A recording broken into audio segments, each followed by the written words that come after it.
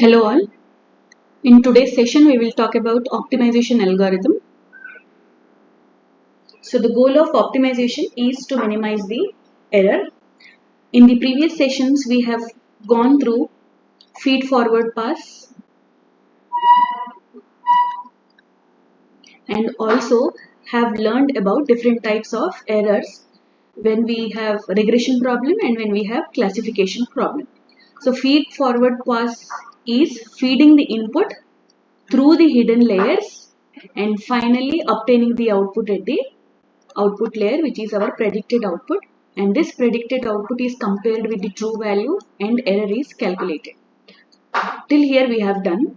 Now if you find that the error what you have calculated is high enough, then you would like to reduce that error. In such cases, few optimization algorithms have been introduced. So we will be studying about those optimization algorithms whose main goal is to reduce this error. So the goal of optimization is to minimize the error. In neural networks, optimizing the error function means updating the weights and biases until we find the optimal weights or the best values for the weights to produce the minimum error. So you'll understand this definition in the next slides. That is, we are updating weights and biases to optimize the error. For example, you would like to optimize your distance from home to work. In that case, what do? Either you optimize cost, you optimize time, or you optimize the distance. That is, you first need to make a decision on what parameter you need to work so that you optimize the distance from home to work.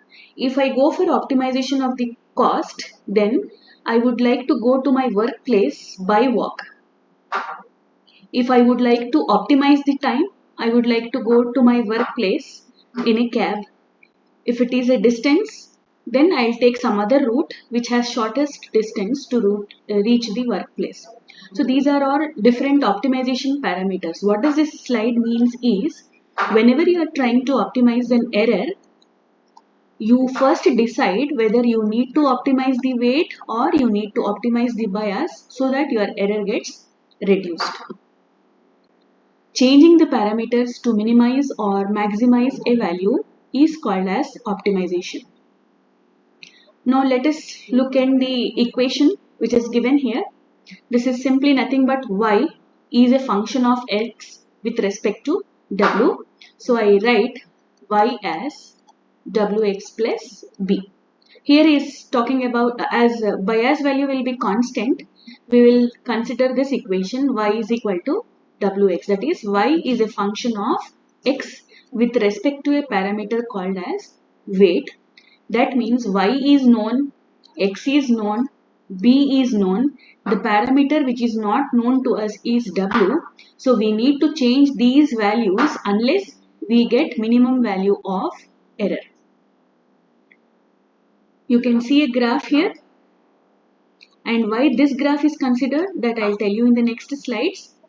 X-axis I have weight and on y-axis I have the cost function. Now cost function L, or in some textbooks it is given as J also. It can be considered as summation of I is equal to 1 to n true value minus predicted value whole square, which is also called as sum of residuals. Sum of square of residuals, also called as loss function.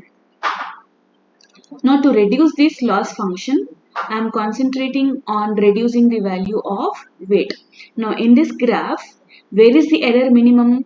It is minimum at this point. And what is the value at this point? Weight value is 20.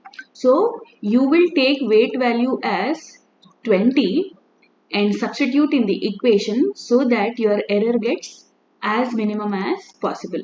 Now how will you know that it is 20? We make use of gradient descent algorithms which will descend stepwise and reach its goal, which is my minima. That was the case when I have two-dimensional data. Now, what if I have two weights? For example, based on age and height, I want my machine to predict weight.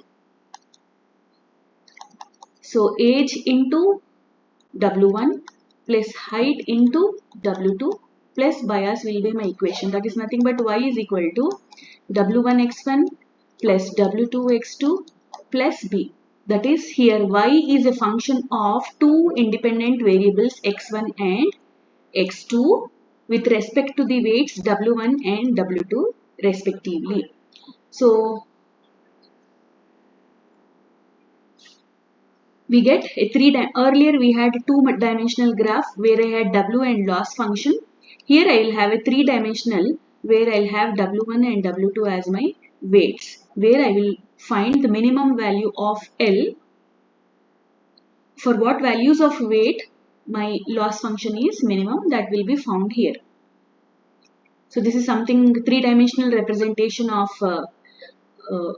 the above graph what I have shown. In three-dimensional you have W1 and W2 two weights and error also called as the loss function. So the main goal here is to reach this minima point. At this point your error is minimum and your corresponding weight W1 and W2 are, these are the points.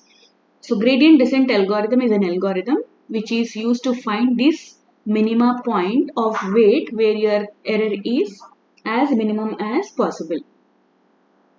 This is another example where I have input features as area, bedroom, distance and age.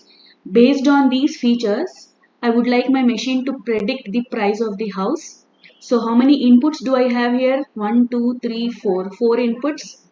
Only one hidden layer I have, though one hidden layer, though that hidden layer has 5 neurons.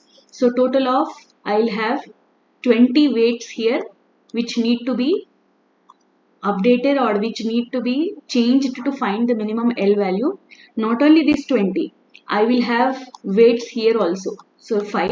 So total of 25 weights are there in this network of only one hidden layer with the 5 inputs and 5 neurons in the hidden layer. And in this 25 complex operations of updating the weights is to be performed. So earlier we had an algorithm called as brute force algorithm. I have W1 and W2. I am calculating the value of Y using trial and error method. I will pick some random values of W1, W2, calculate the predicted value of Y and compare this predicted value with true value using loss function. Second step is I will take some other random values of W1, W2. Similarly, calculate the predicted value, compare this with Y and calculate loss and so on. Around 10 to 20 iterations we do, and I will verify all the loss functions in these 10 different steps. Wherever error is found to be as minimum, for example at the second step I found error as minimum compared to the rest 9 steps, then I will finalize this W1 and W2 as my updated weights represented as W1 star and W2 star. This is happening in brute force algorithm, but this is not applicable when I have larger data sets with n number of inputs where I need to do n number of calculations. So in such cases optimization algorithms came into picture, and the algorithm what we will be studying here is gradient descent algorithm, which has 3 different types. You have batch gradient descent, stochastic gradient descent and mini batch gradient descent algorithm. So let us first start with the gradient descent algorithm and then move on to the different types of gradient descent algorithm. So in the next class we will start with gradient descent algorithm.